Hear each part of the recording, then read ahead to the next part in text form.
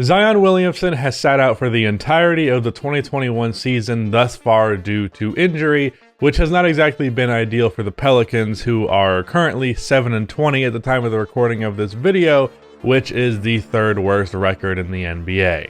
But because Zion has been out and some of the consequences of his injury, there has been a really annoying cycle going on that has existed before and no one seems to call that fact out, and even if it didn't, it's a problem. That problem has been the speculation about Zion Williamson's weight, whether or not he is anywhere close to in-game shape, if he's extremely overweight or not. That being the nice version of it, and then there is the downright mean and unnecessarily asshole-ish version of it, where they're just constantly making fat jokes about the guy. So if you were expecting this to be an anti-Zion video, I'm sorry, but you are mistaken. This is actually an anti-Zion video. So let's get into it.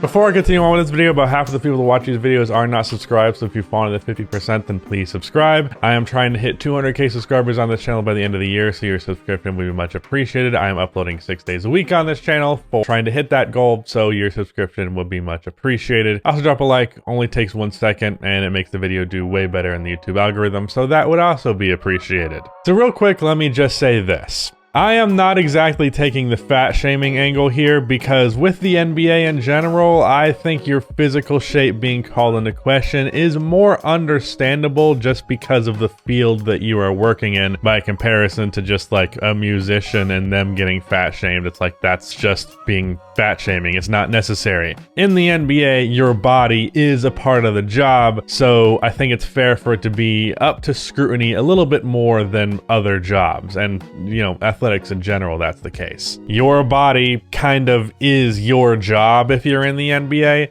so that I think is semi up to criticism to some degree.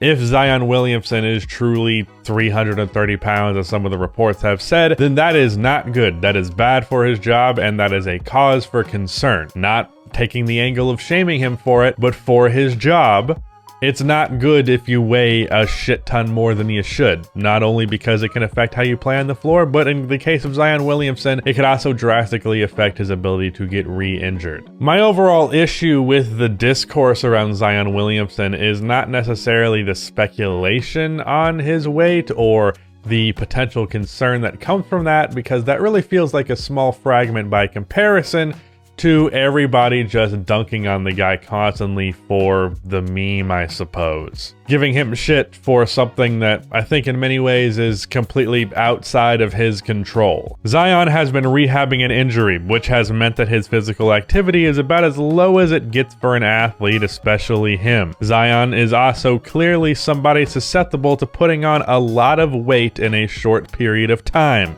Same, by the way. This shit absolutely sucks when you have a body that is like, oh, you had a bad week, here's 5 pounds. It's not fun. So you combine that with the factors of him sitting around a lot when he'd otherwise be more active than 99% of people due to the fact that he is rehabbing an injury, with the fact that he easily puts on weight, no shit that this is going to be the result. Zion, once he gets back into game shape, which there's actually speculation on this because there's been photos recently of Zion where his body looks completely fine, and we're doing the James Harden thing where it's like this guy seems like a shapeshifter because one photo he looks extremely overweight, one photo he looks fine.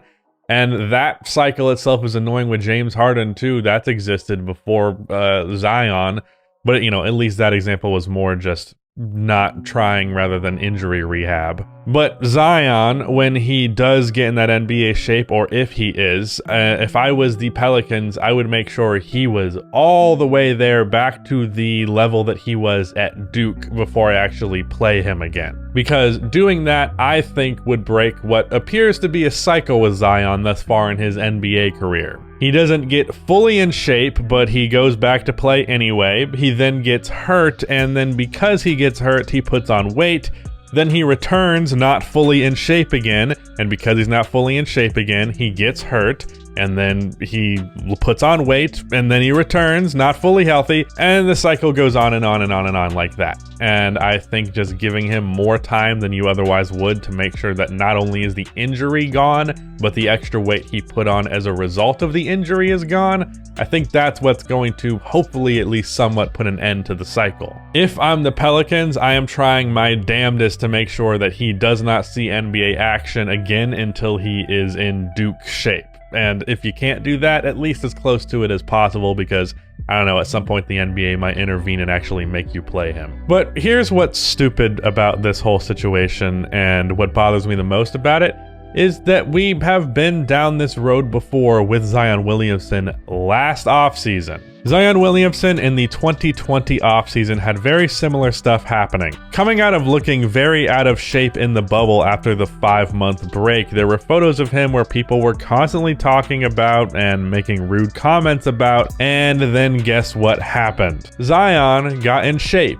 and then proceeded to average 27, 7, and 4 on 65% true shooting as a 20-year-old player. He shot 70% at the rim while taking 12 shots at the rim per game, making him statistically the best finisher in basketball. And might I remind you that this is a 20-year-old we are talking about that was doing these things. He played like a top 15 player last season and only missed 11 games as well to top that all off. He legitimately had one of the best seasons by a 20-year-old in league history, putting him on pace to be an all-time great player. The weight thing with Zion is just a byproduct of the injury thing with Zion, and it kind of feeds into itself.